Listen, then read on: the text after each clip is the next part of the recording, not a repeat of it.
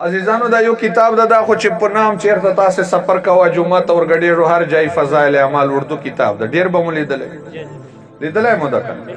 دا ذکریا صاحب لیکلی فضایل اعمال ذکریا صاحب لیکلی نو فضایل اعمال چې فضایل نماز د لمانځه فضیلتونه فضایل رمضان د روزې فضیلتونه فضایل حج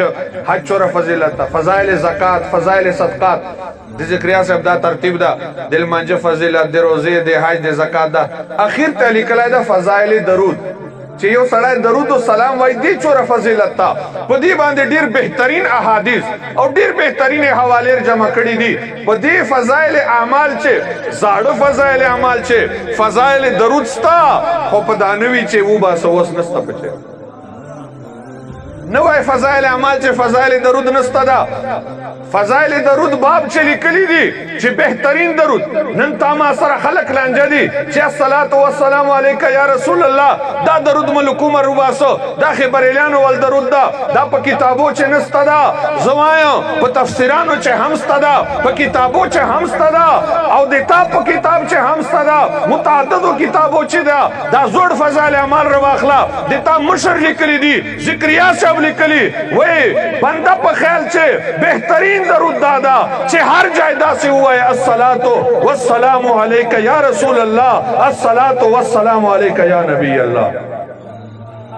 وای دا بهترین درود ده خو سیدا له کتاب وباسه اوس په تشرنګ ورشکاره کې چې تا کتاب چې لیکلی موږ اذان بعد درود السلام وای دا اذان پسې لم جوړ کړای دا لکه جوړ کړای دا بلال اذان چې شاته درود نه وته په سورزات کو پتا فضایل اعمال چې لیکلي دي چې اذان نه بعد درود او سلام ویل مستحب دي نو ای سنی تا خو دا کتاب ورشکاره کو اردو ول کتاب دا چې د تا کور کتاب لیکلي چې اذان نه بعد درود او سلام مستحب دا نو تا خو دلیل ورته نیولای سو دلو کتاب نه هم پسو بس اوس په څنګه ورشکاره کوي په دې فضایل اعمال چې لیکلي موږ سره لانجه دي خلک وای دلته درود ما وایو مدینه چې وایو ولې وای مدینه چې اروي دلته نه اروي نو الته وایو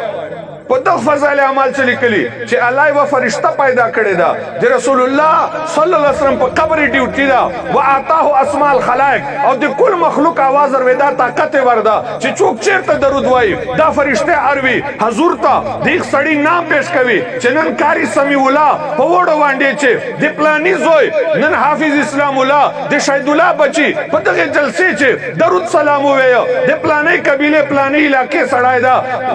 قوم او قبیله او نسب ور سره پیش کی نو موږ دلیل ورته نیوي چې آی خلکو د ما نبی درنو کردا فرشتہ دا د ما نبی په قبر باندې ډیوټي دا ا د ما پاکستان د پیزیو د وړو درود مدینه چار ودای سي چې د کوم نبی خادمانو دا مقام دا د کوم نبی درنو کرانو دا مقام دا د آقا بچومره مقام وي اے حال ہے خدمتگاروں کا سرکار کا عالم کیا ہوگا دا موږ دلیل ورته پیش کوای سو دولو کتابو اعلی حضرت عظیم البرکت فرمائے